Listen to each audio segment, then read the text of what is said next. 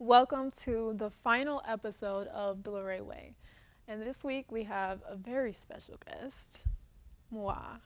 And I will be talking about defensiveness, emotions, and the power of words. And as host, we have Kaylin Flores. So stay tuned.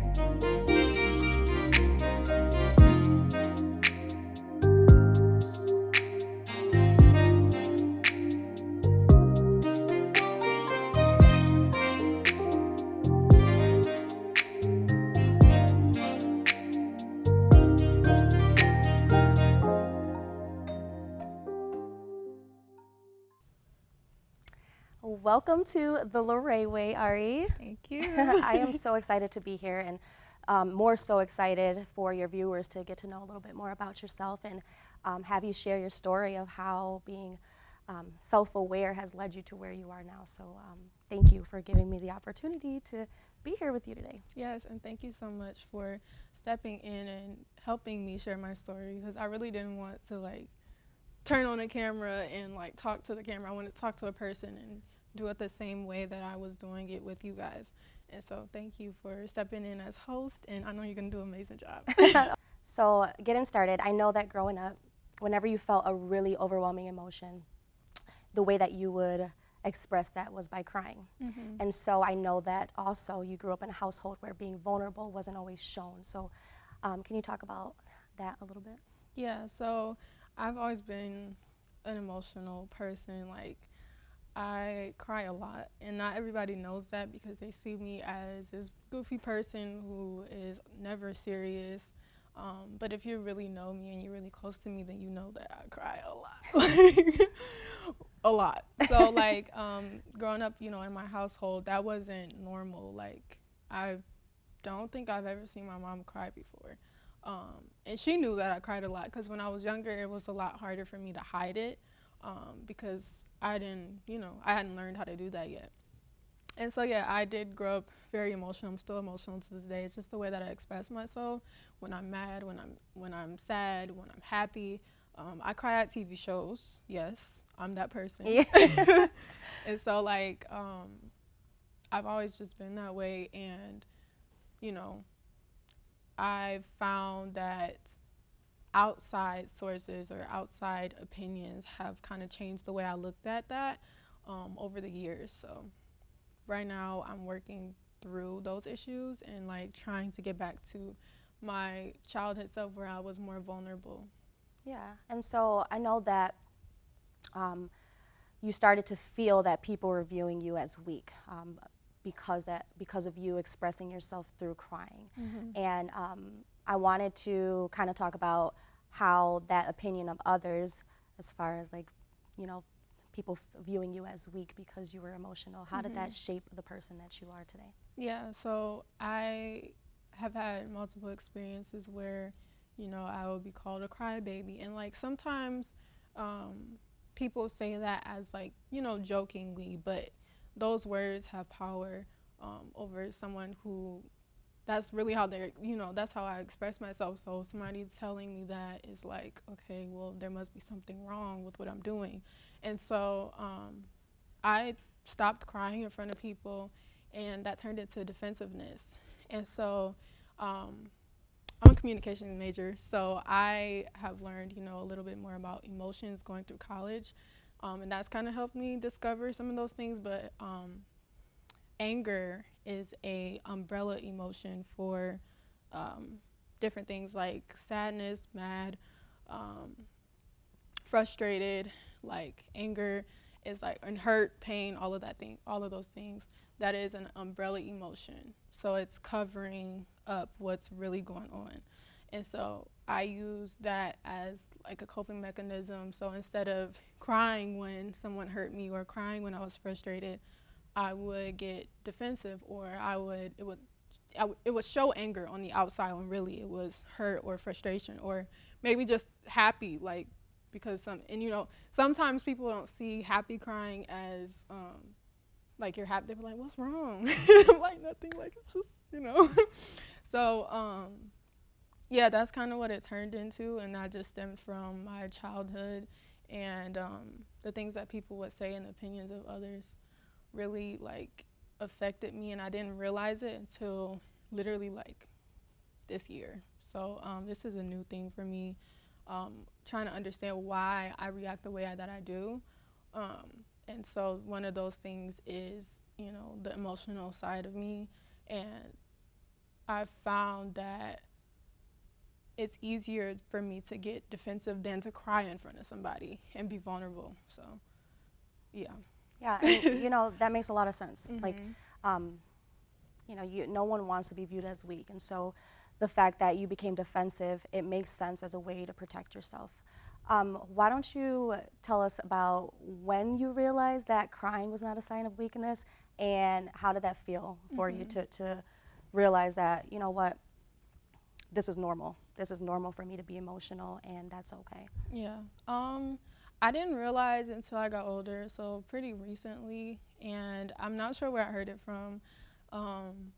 Probably some speaker somewhere, I don't know. But I did learn that recently, and I was like, okay. So me crying in front of people, this has been like a struggle of mine. Like I literally have mastered holding back tears, like to the point where you can't even tell that something's wrong. And so when I learned that that wasn't a sign of weakness, it didn't like just click for me to just start crying in front of people. Like it wasn't like, oh, okay, I know this now. I can, drop this act that I have. But it's when you have the knowledge, it doesn't always translate to actions. And so it's just me trying to figure out how to get out of that, because I've done it for so long. And so having that knowledge, it helped me, but it also didn't change my actions. It's a slow transition to that, and me trying to be more vulnerable with myself and with other people. There's very few people that will see me cry, like very few. Like I even hide it from my family sometimes, and so it's not easy to like go back to that, because I've gotten used to crying by myself. So yeah, I don't know if I answered your question. Yeah, you did, and it's a good transition. So you made a really good point, and that was that, you became aware that you were being defensive, and you didn't change overnight. Like you did not start crying in front of people. It's not like you were like, okay, I'm a different person now, which makes sense because it takes practice, right? Yeah. But I kind of want to talk about how, after you've become aware of your defensiveness, what are ways that you manage that when you start to feel defensive, or feel a strong emotion where you may want to cry. If you are like in a safe environment or around people that you can feel safe being vulnerable around, how do you manage that feeling of defensiveness? Well, there's different moments. So sometimes it's like a heat of a moment type thing, and it's or like an argument with someone. And in that type of situation, it's hard for me to like slow down and think about what I'm saying. So I'm working my way towards that. But when the conversation is casual, and I've learned to just stop and like not say anything until I cool down, and I don't have to be mad, but it's like this feeling of attack is kind of masking like the pain that whatever that person said to me made me feel. And so what I have to do is just stop talking, because if I keep talking, that's gonna come out. And so I stop talking and I reflect on what the person just said to me. And I have to put myself in their shoes sometimes. Sometimes they're wrong, and I will tell you you're wrong. And sometimes they're right. And I have to look at that and make sure that I'm not acting out of emotion and that I'm acting out of truth. Like, is this true what they're saying? Is their feeling valid? You know what I mean? Or are they projecting on me? So I have to kind of pause, reflect, and then I can respond. That takes a lot of strength, girl, Yes. because I know. I don't do it every time. But it, like, again, it is a practice. Like, it's Mm-hmm. not like just because you become aware that you just completely change who you are overnight. So that like takes a lot of strength to sit back, ask yourself what you're feeling. So you should be proud of yourself for Thank that. you. I want to go back to the power of words. Earlier in the conversation, you said that words have a lot of power, and I just want to know what that means to you. Yeah. So whether you are building somebody up or tearing somebody down, that literally has a lot of power in what you say, and it can change somebody's life positively or negatively. And so just being careful that we're not just throwing words out there, because you never know what kind of connotation that is attached to, even if you're joking. I've had people like joke with me, and I felt some type of way about what they said, because that triggered me. Whatever they said, it was something that actually meant something to me or was hurtful. Even if they meant it as a joke, sometimes those jokes don't come across well to everybody. And so just the power of words is, or not the power of words, words are powerful, and they can make or break a person. And so the Bible says that life and death lies in the power of the tongue. And that's the truth, because words have stuck with me more than, physical. Like I told you about the quote that was in my school that said, words or sticks and stones may break your bones, but words will never hurt you. That is not true at all. Like if somebody punched me in the face, like I would get over it quicker than what they said to me. And I probably would forget. Like I wouldn't remember it like I would remember the words that came out of their mouth, positive or negative.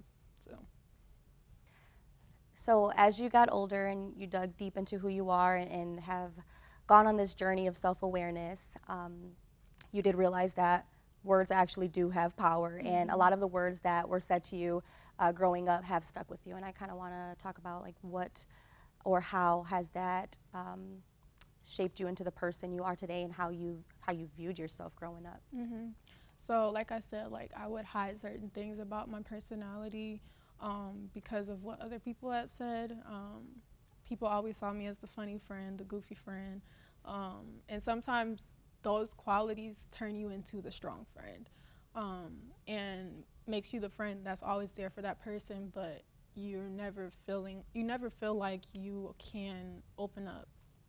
And so I felt like that in a lot of my friendships, where I was not necessarily putting on the front, because I've always been who I am, and I never, changed that about myself, but there were parts of me that people just didn't see, and I felt like they didn't want to. And that doesn't have to do with necessarily their character. It's just the way people saw me in the beginning. It was hard to get out of that role, or that image that they had for me.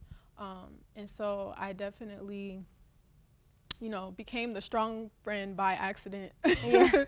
And it definitely played a part in like the vulnerability aspect that I talked about, and being willing to, speak about those things, because I just felt like I didn't really have a space to talk about it.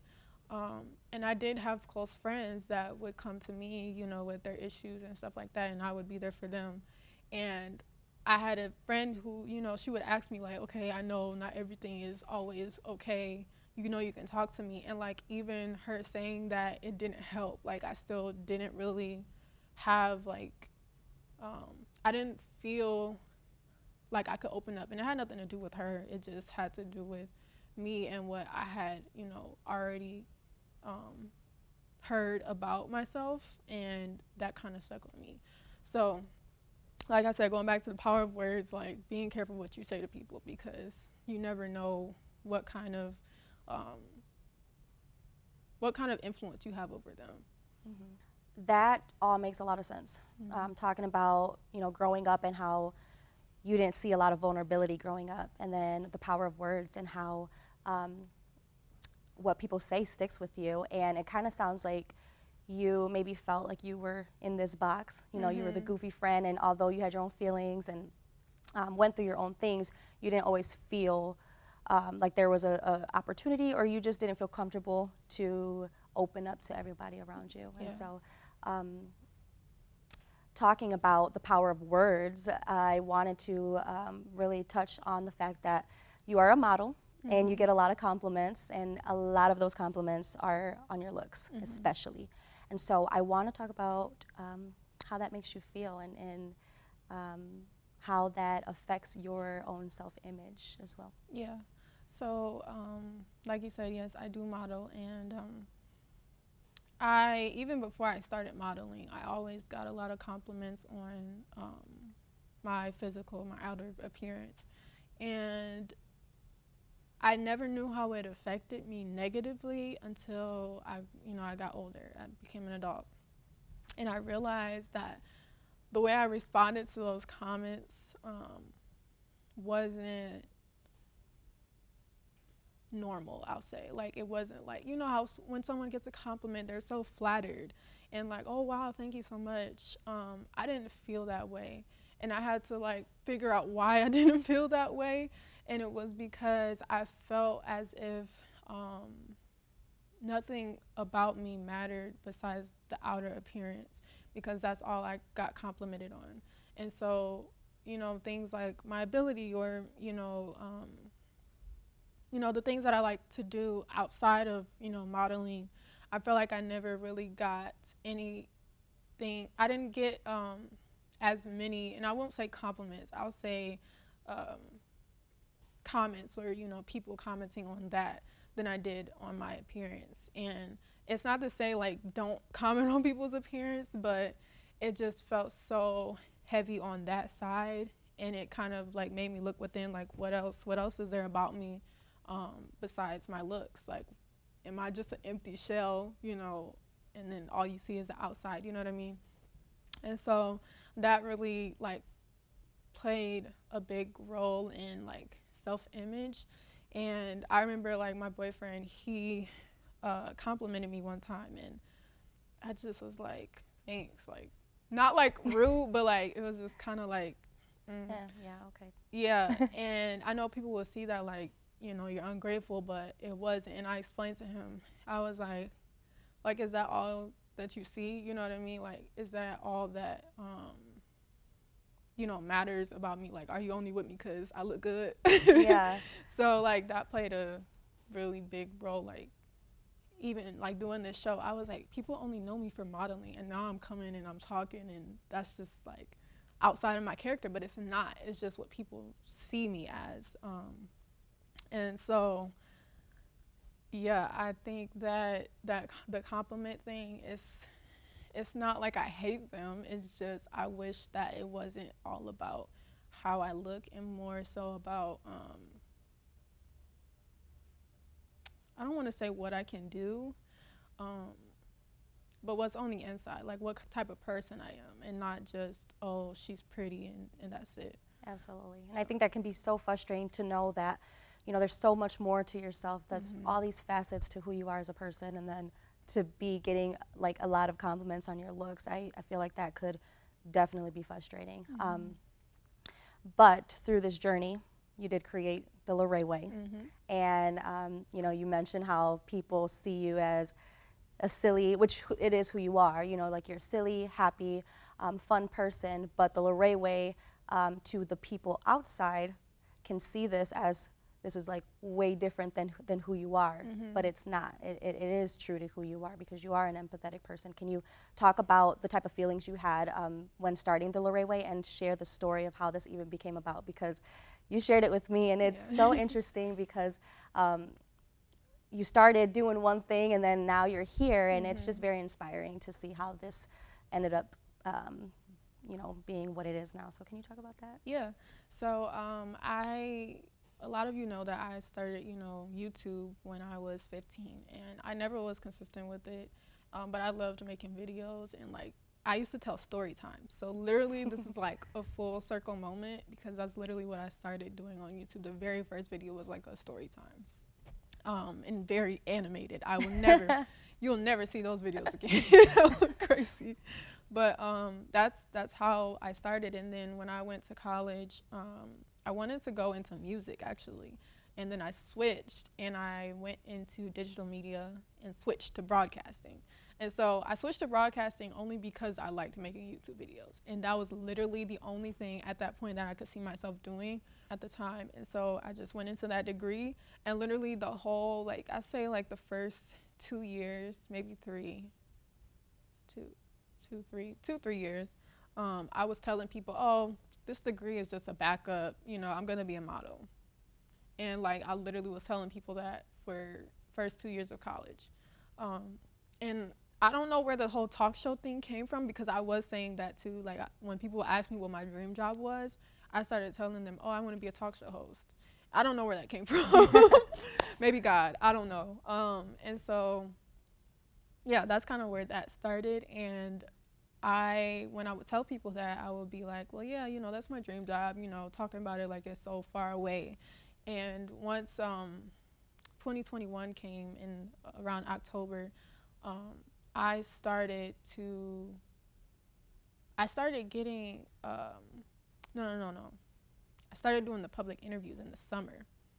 And I started interviewing people, and I was like, okay, I like doing this. And I even took a class at my university where I was doing announcing and reporting. And for like 5 seconds, I wanted to be a news reporter, but then that did not last. And so I realized like the parallel with all of these things that I like to do was tell stories. And so when I started the Larae Way in October, I didn't have that idea at first. I'm just, putting the pieces together. But it definitely was God. Like, he gave me the name and everything, the acronym. And so I went out on phase. I bought the furniture. I started putting things together, guests, all of that, like not really knowing what I'm doing. And at first I didn't have like, doubts about it. The only doubts I had was like financial, or like, little things here and there, but not necessarily like releasing the show and what people would say, until literally the week before I was about to release the first episode. And like, I literally had like a breakdown, because I was like, I don't want to release this. Like, I'm not ready. And I was like, I want to redo the whole thing. Like, I was so self-critical of myself. That's such a double, you know what I mean. Oh, yeah. And so, I didn't want to release it. And I was really like struggling. I was like, I've been, promoting this show, but I don't want nobody to see it. I'm gonna put these videos on private. And it wasn't because of my guests, it was because of me. And so I had to kind of change my mindset and be like, this is not about me. This is about, them telling their stories, which that's what I went into the mindset as, but I'm also in the video. So like, I wanted to make sure that how I was presenting myself was good, but I can't be perfect. And so I had to realize that. And as I release the episodes, like, I'm getting more comfortable with, people watching it. But yeah, that's kind of how it came about. I mean, short version of it, because it's been, since October of 2021, and it's March. So it's been a while since, I first came up with the idea, and I feel like I've come so far, and I've learned so much. And I've also been able to kind of express myself in a different way that people have seen before. And doing this episode right now is something like brand new for me, and I didn't really see it ending like this, but, I feel like this is the best way for me to get my story out there as well, part of my story. Right. I wanted to touch base on the Larae Way and self-image, because I remember you told me how with releasing the first episode, you had some anxiety. You're like, okay, I don't know if I want to do this right now. And that's because of the image that you feel other people had on you. Yeah. But what kind of advice do you have for someone else who is struggling with self-image, and what did you realize through that? Well, I'll definitely say other people's opinions do not matter. I really had to get past that, especially because I was making these videos for viewers. Like, it's for people to watch. But their opinion still doesn't matter, because as long as you're proud of what you put together, if you think about it from just your lens only, and look, I didn't like every part of what I created, but I was proud of it. So after I, got out of the mindset of what will other people think, what will people say about me, or will people like still see me as, just a model, pretty girl who, whatever. I had to like stop thinking for other people, because I don't know what people think. We can only assume unless somebody is telling you to your face, like, this is what I think about you, which they're not. So just making sure that we get out of our heads, because we're really just making that stuff up. Most of the time people are not thinking that. Most of the time I've had people tell me, like, I look up to you and I'm proud of you and all of that stuff, and I'm like confused, scratching my head, because I had these preconceived notions of what I thought people thought of me. So just, realizing that what you think may not be what they think. So. Yeah, that's a really good reminder. No one is really thinking about you as much as you're thinking about yourself. They're thinking about themselves, right? And it is important to just focus on you and your opinion of yourself. I also wanted to ask if you had any advice for someone who's on their self-journey of awareness. I know that you have gone through a lot, and you've dug deep into who you are, and one of those things that you learned is that, you were defensive, and you're overcoming that. And I just wanted to know if you had any advice for someone who is struggling with defensiveness, or someone who may not feel educated enough to do what it is that they want to do in life.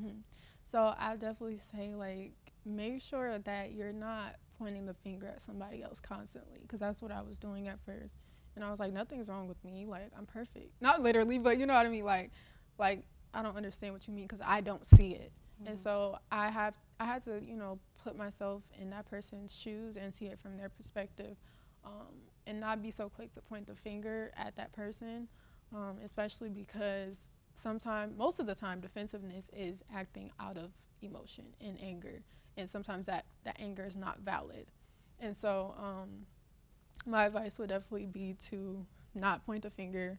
Also, I do keep a journal, and sometimes I write in it. I don't do it all the time, because, I do it when I feel the need to.